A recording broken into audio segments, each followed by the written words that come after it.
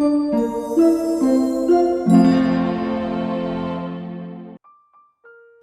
mission sounded like a 1.5 year long sleepover, and that sounded like a nightmare. But I prayed about it, and I didn't feel like I got a super straightforward answer, and that was frustrating to me because it seemed like such an important thing. I wanted God to just, send an angel to tell me, yes, I have called you and you need to go, and he didn't. And so I was a little bit agitated, what, you want me to use my agency? And it was an opportunity for me to utilize the greatest gift that God's given me, which is my ability to choose. And so I chose to take that step and to start filling out my mission papers and head that direction. And nothing stopped me. Nothing got in my way. I think for me, the ability to serve a mission was all because of Jesus Christ. And that's one of the greatest ways I saw the atonement at play in my life as a missionary, was because I knew that what I was doing, I was incapable of doing without him, and that on my own I wouldn't have the mental, physical, spiritual stamina to do that for a week or for a month or for a 1.5 years, but he made it possible for the amount of time that I was called and that I served. I feel like so many times it was like I was driving a car and fear was like my passenger, like my co-pilot, and I was trying to ignore it, but it was always kind of there.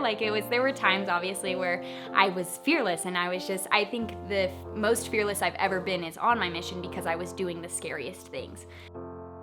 At the beginning of my mission was still pretty COVID heavy, and so we did a lot of work in our apartment. Church was on Zoom, and my sweet companion sometimes struggled with depression, and so she had a hard time getting going, and that was hard for me because all I wanted to do was just get up and work, because that's what helped me not feel anxious and not feel worried. And so we handled our similar problems in opposite ways, and so sometimes that was very challenging.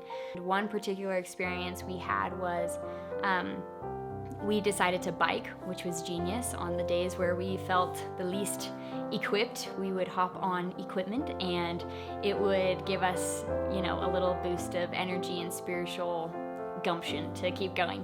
But we got on our bikes and we went to this woman's house who had requested a missionary visit. And when we got there, she wasn't there. And I remember thinking while I was biking up there, I had been out for maybe 2 weeks, 3 weeks, and I was like, I don't know if I can do this. This is so hard, and it's so scary, and the circumstances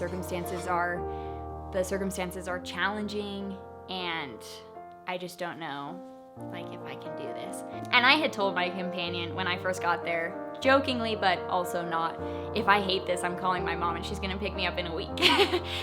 When we got to this woman's house, she was not there, and so we just got back on our bikes and we turned around, and then my companion received a text from her saying that she was coming home and she'd be home soon. And so we turned around on our bikes and biked back up the hill, and we got there, and she got there shortly after. She invited us in, and we sat down and we started talking to her, and it was super powerful experience. She told us about her story, and she had a very challenging life, in and out of jail and of relationships and financial difficulties, just a lot of really hard things. But she told us about how she found Jesus, and then she looked me dead in the eyes, and she said, what you girls are doing is so important, and it's so hard, and don't ever give up. I was like, whoa, this is crazy. I've never had a spiritual experience that was that specific to me. And that was at the very beginning of my mission, and it really helped me. It really helped me to see that God needed me, and that he needed me for the people I would touch, but he needed me for me too, to show me that I can do more than I thought I could do. There was another experience just at the very end of my mission. This was a combination of things, but kind of on the same vein, where we were messaging people on Facebook, and I was like, okay, I've been messaging people on Facebook for a 1.5 years, and nothing too crazy has happened from it, but I'll just keep doing it. And I messaged this woman, and she said, oh my gosh, I'm actually a member. And I was like, oh, cool, what's your story? And she was like, oh, I don't go to church anymore. I just felt super judged, but on Sundays I listen to music. And I was like, oh, that's super cool. Like, well, obviously not cool that you feel judged at church. Like, that's super sad. I'm sorry, but what kind of music do you listen to? So we started talking about music, and I set up a time to meet with her at the church, and we would sing songs. And so I prepared a song and sang it to her, and she prepared a song and sang it to us. And so we had this musical lesson, and it was so special to just see how God was preparing so many different people at so many different times to look after his lost sheep. The crazy thing is, I was thinking, I was a week before I went home, and I was like, okay, what can we do for this woman? What can we do? And I was like, well, we could make a music video with her. Genius idea. And so we decided, let's make a music video together. And it was in we were gonna meet with her in 2 days, and I was gonna leave in 5 days.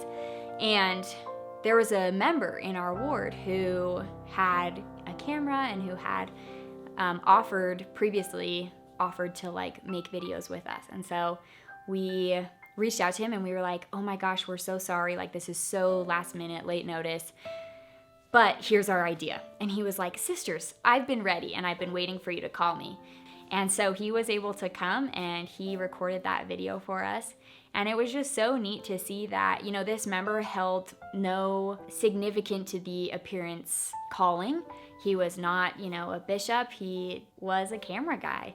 And that was perfect, because that's exactly what God needed. So one particular woman, we knocked on her door. This woman answered, and she said, oh, I'm not interested, but I have 2 kids who are totally interested. You should come back again. So we tried to go back a bunch of times, and we never contacted the people.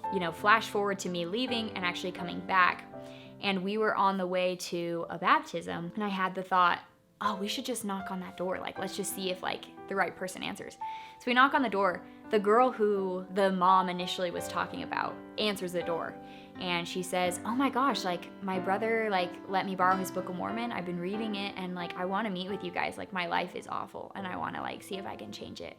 And so we were able to meet with her, and it was just crazy that I specifically had been in that setting, which allowed me to have that prompting months later to find that woman. And then she ended up meeting with the missionaries and being baptized late. And it was just so cool to be a part of that.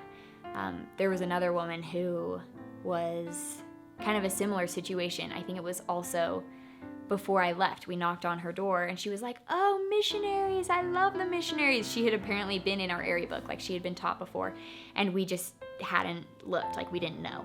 And so we thought we were knocking on a random door, and the Spirit told us we were knocking on a random door, but that we still needed to knock on it. And so she, was like, I'm going on a super long trip, but when I come back, please contact me. And so we waited. She went on her long trip. She came back. We contacted her, and she was really hard to get in touch with, because she had blocked the last missionaries because they were really annoying.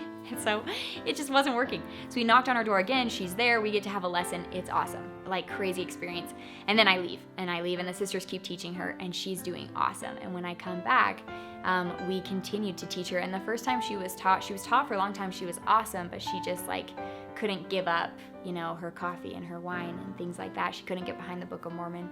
And that second time, she totally could. She said she had never been a super religious person because religion just didn't make sense to her, but this made sense. And she was all of a sudden so willing to leave behind those things. And it was actually after General Conference that she invited us over and was like, look at my counter, what's missing? And it was her coffee maker. She had given it away. And just really neat opportunities to see that the Lord, uses us, and he has a work that will be accomplished, and it's our job to get on board, but he knows how to reach his children. I think if Christ walked in, I would tell him thank you for making me more than I am, and for being my friend and my support. And I think I would ask him to show me how I can be more close to him, and ask him to teach me.